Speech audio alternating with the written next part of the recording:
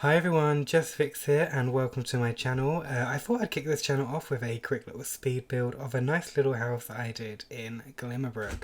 I thought it would be really cool to do this kind of more whimsical colonial house, and I kind of went in with some curved roofing to kind of try and get that, and hopefully I've achieved it. I've only recently learned how to do the curved roofs like this and how to use the kind of extended option for the roofing, so it might feature in a few builds, and if it's not your thing I am sorry. This build is base game and Realm of Magic only, and so you can pop this in your world. The only items that are Realm of Magic are on the inside, so if you wanted this but didn't have Realm of Magic, it might take some things out of the house, but nothing that you would miss from your gameplay or nothing that would be missing from the show itself. And I just wanted to really quickly mention that because I think it's really important. Yeah, so anything that is Realm of Magic is inside the house, so you shouldn't miss it too much. Like I said, I really have been playing with roofing a lot since I now know how to do this kind of really cool extended roofing options and like kind of the more in-depth roofing, and I just think it's really cool, so I really wanted to kind of carry it on. I've been inspired by this build and the build that I did before this, which I sadly didn't film and I really regret not filming it, but it did inspire me to start this channel, so props to that build, and I'll tell you more about it as we go on. But essentially I was inspired for the last couple of builds by this new Spark challenge that's come out, which is the Golden Age, which is things for older Sims, or elder Sims as they're called in The Sims, obviously. And I just really wanted to kind of capture this really cool little, like, maybe generation family house that is a little bit run down, hasn't really been updated much, but that just makes it all the more charming and all the more kind of lovely. And I don't know, maybe the Sims that live here want to fix it up. In my mind, these Sims that live here are gardeners and they kind of live off the land. Maybe they have a bit of a social economically challenged lifestyle, so they kind of live very minimalist, and I think that could be a really cool kind of storyline to go with. I also kind of had a bit of fun with this, and I made their grandchild evil, and like they've kind of been sent to live with their grandparents to try and make them better, and they're all spellcasters, which I thought was really cool. Like, so there's like this evil spellcaster who kind of has moved in with their grandparents, and they're trying to like help them and help them to get on a good road, because it's very easy to slip. And that's why they've gone to live in lovely Glimmerbrook. And I think it could be really interesting to see that Sim actually interact with other Sims in the world, you know, like the Charm family. I always do this thing with my builds where I like to kind of make it all white, and then I kind of like to go in with the colour, which is what we're starting to do now. Not gonna lie, I do change this because I absolutely hated the brown. I thought it might look really nice and kind of go with this kind of older, like more cottagey feel, but it just wasn't doing it for me. It just didn't have the right vibe, especially with the bricking. The bricking? Yeah, the bricking that I picked. But I did really enjoy this lovely green panelling, which kind of inspired me to change the windows actually to this this lovely green colour. I think we'll see that in a minute.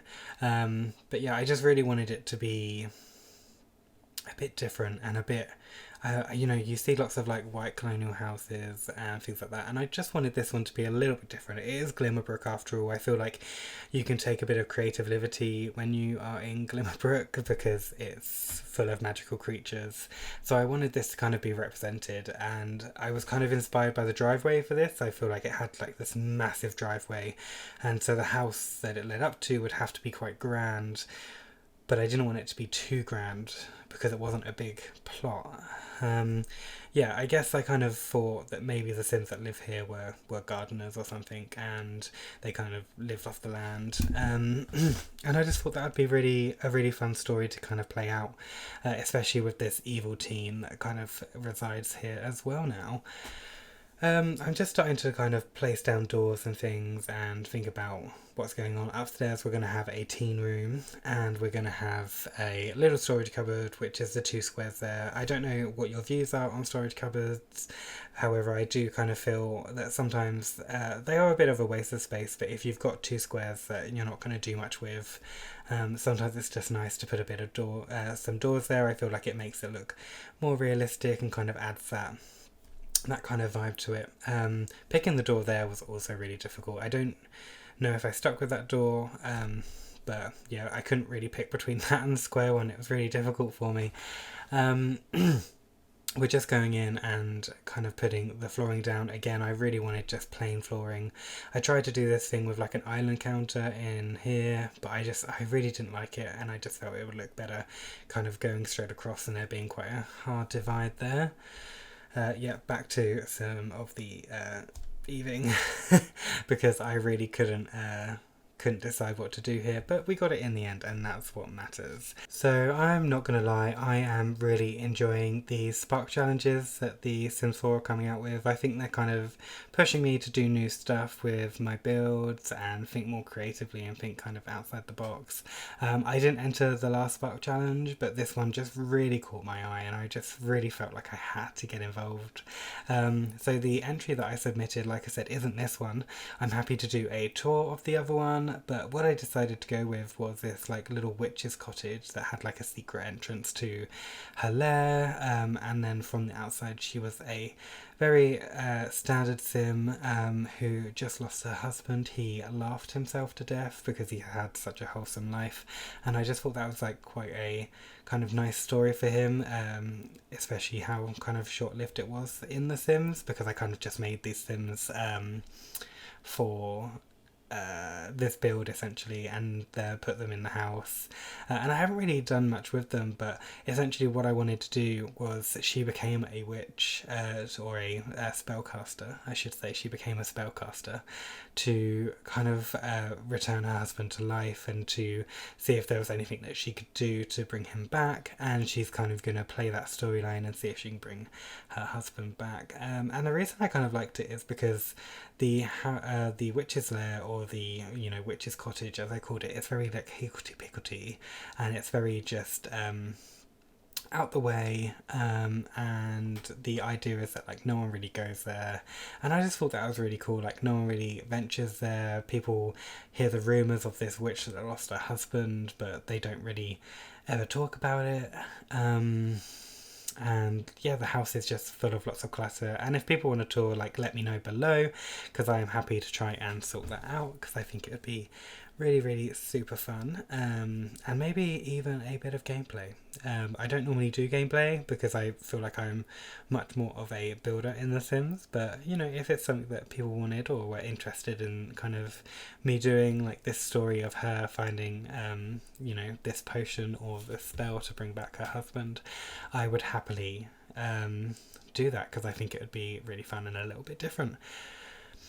So now we're just moving on to furnishing. The furnishing in this house does change a lot, and a bit like the outside, I place down the basic furniture that I want, and then I kind of go through and add all like the details at a later point. So I just kind of get things where I know I want them to go, and kind of work from there, if I'm honest. Like in the dining room that we just saw, I ended up hating how brown it all was. I just felt like it looked really dull, and I feel like if this was to be more whimsical, it kind of needed something to it. So I kind of just brightened up a few areas, but my main focus was to keep it looking old. I feel like that was my main focus of this build. I really wanted it to be a bit run down, like a bit like it hasn't had a lick of paint in for like 10-20 years. It's very much had the original decor since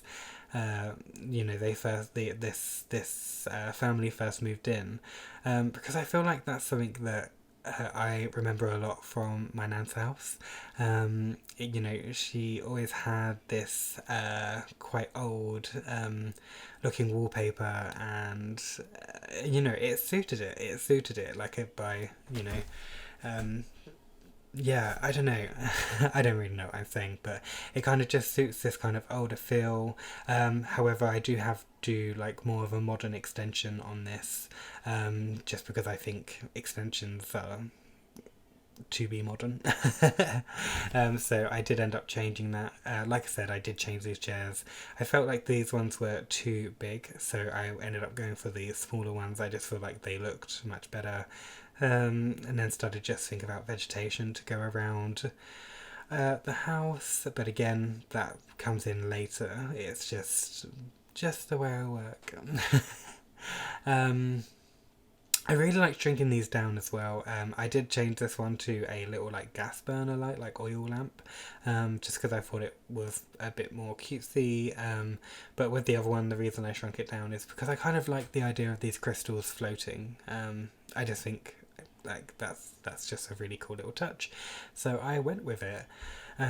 Just starting to add more lights now and kind of think about what the spaces are going to be, think about how I'm going to add these raw magic details without it being too overwhelming, to be honest, because yeah, I didn't want it to be like a really obvious spell caster's house. I wanted it to be kind of little details and like little paintings and things on the wall. Yeah, but wanted them to be spellcasters, but I also wanted them to be like, no, we're retired from that life. But they're having to kind of bring themselves back into it. Also, that plant that I just put on that table, I remember trying to raise it for like a good while and was like, does that work? Does that work? And I was like, I placed it, and then I picked it back up because it was a little bit high and it snapped onto the table, but it didn't originally when I started it. So I was a bit like, you could just completely got me, and I am recording this. But yeah, so I wasn't very happy with that plant, but here we are. So yeah, I'm just starting to go in. Like I said, I really wanted to have that kind of like older vibe, so everything is kind of very floral, very pastel-y, like just very like, I don't know, like I feel like these are the kind of things my nan would have had in her house, or my nan does have in her house.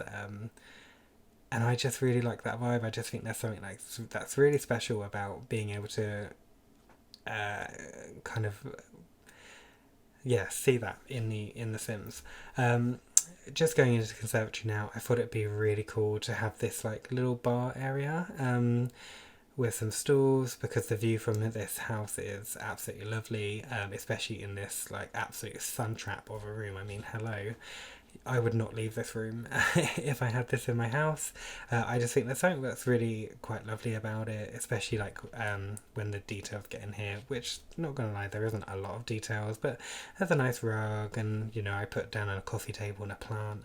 I kind of don't like to make builds overly complicated, because I feel like I like to build the foundations of a really nice house, but I feel like people want to come in and kind of change things, and I feel like it shouldn't be too hard for them to be able to do that, because we all play stories differently. Like I'm saying, you know, these people might be a gardener, but what if a young couple wanted to move into this house and renovate it and start a really nice family home? And I think it's nice to be able to give people options to do that. So I try not to be too busy with my builds. I ended up changing the wallpaper in the hallway here because I wanted something that was didn't have anything at the top, and this way I could add like a yellow or a cream toned wallpaper that was pretty much the same, I hope, fingers crossed, to the above floor, and it looks seamless. Because one thing that really bugs me is when there's like a seam in between the floors, and you can see the seam in between the levels. I don't know why it bugs me. I just don't enjoy it. Not gonna lie, I do not enjoy it, so I do try to not make that a thing.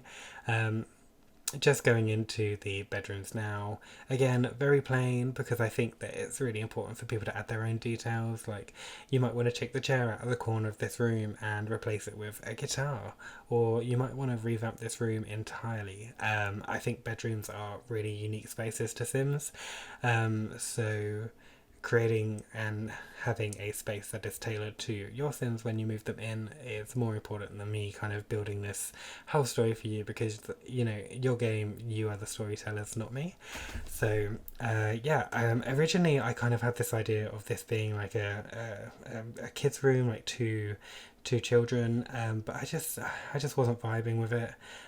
So I did just change it out for a double bed, and made this room kind of like more team friendly. I put like a TV in here,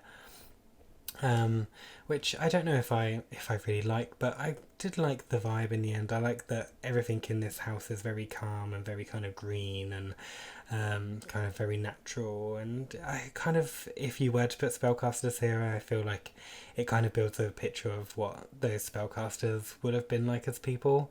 And I kind of like that. You know, maybe they use their spells to grow their perfect garden and kind of like sell the produce, and I just think that's a really cool kind of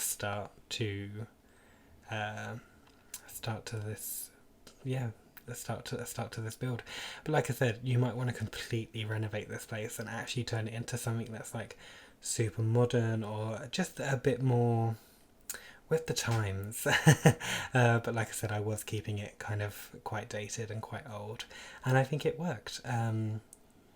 Yeah, I was really happy with how this started to shape up. Like I said, the upstairs, I wasn't particularly decorated, but I think it worked well with what we had. And yeah, I feel like if this family were to be quite minimalist, I think it's important to keep the house kind of that.